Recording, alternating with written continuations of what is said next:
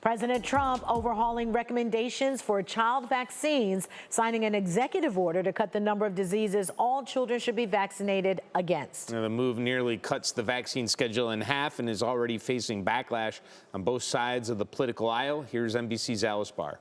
Very important. President Trump wading back into the supercharged debate over childhood vaccines with a new executive order aiming to reduce the recommended number of vaccines from 18 to 11, despite a similar move being blocked in court earlier this year.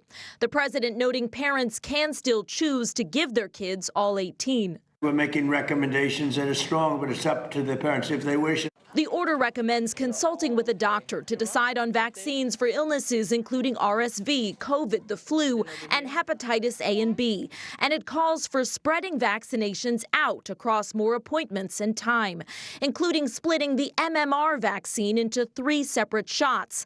The president suggested they could be lethal taken together, but asked if there was any evidence of that. No, what I've heard is that there are some people that say it is that way. The CDC says there's no published scientific evidence to back separating the shots, and the American Academy of Pediatrics said the changes would only cause confusion. This is just going to make it more and more difficult for people to get the vaccines that they need. And when President Trump pointed to a recent rise in autism for motivating the changes, the Academy underscored there has been no link between vaccines and autism in more than 40 large-scale studies. In over 7 countries involving over 5 million children.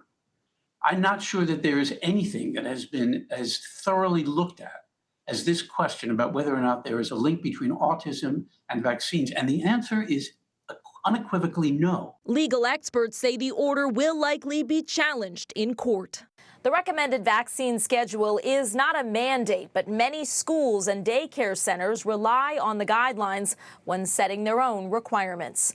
In Washington, Alice Barr, NBC News.